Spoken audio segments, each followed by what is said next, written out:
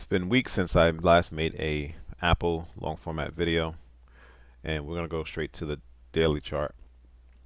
In the beginning of the year, I think in the first week in January, first trading week in January, Intel was hit with three separate downgrades, and that's why we saw a decline in the price.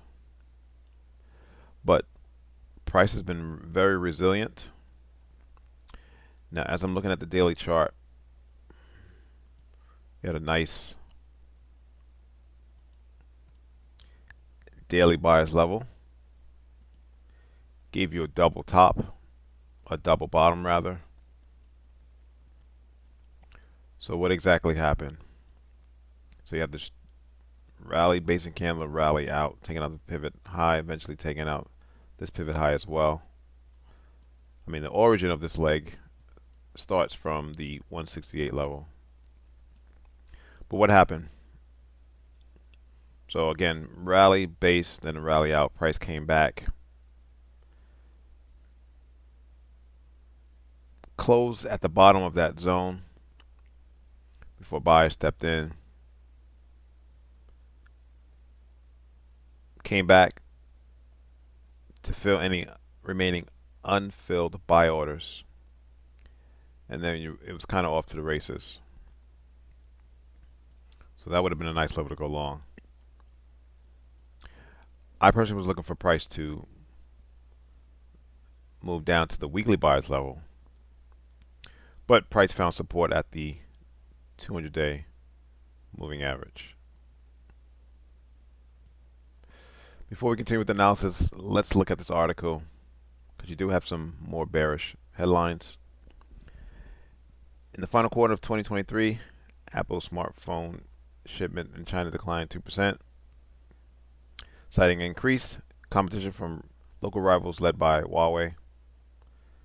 The decrease highlights the challenges Apple faces in its third largest market, where some Chinese companies and government entities restrict the use of Apple devices. Now, the IDC attributes Apple's declining high-end market share in China to competition from rival products and limited product upgrades, reducing the overall appeal of iPhones. Earlier this month, Jefferies analysts forecasted a continued double-digit decline in Apple's shipment volumes in 2024, while Huawei is anticipated to strengthen its market presence. Now, just kind of give you a heads up about Huawei.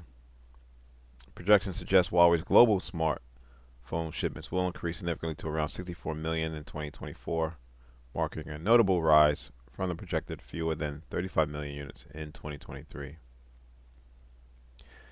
Apple set to unveil its quarterly results this week. All right. So we looked at the daily chart. Nevertheless, price is still within a sideways range bound period, kind of going back to November.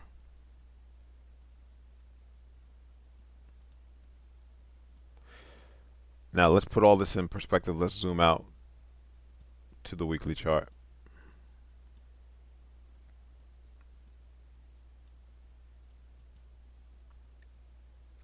Now technically,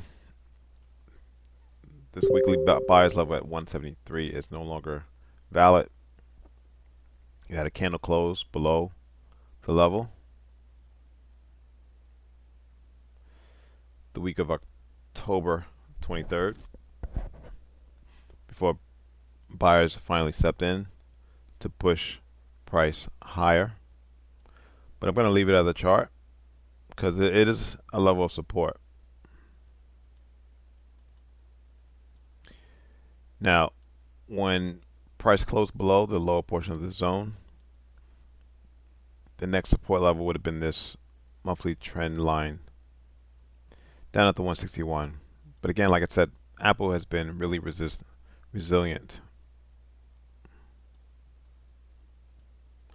And what's significant about the $200 level? Well, that's a round hole psychological number, but that's also Jim Cramer's target for Apple.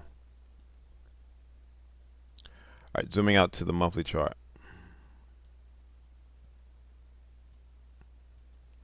Just to kind of put the daily and the weekly price action into perspective, and kind of what I was looking at, that monthly downtrend line.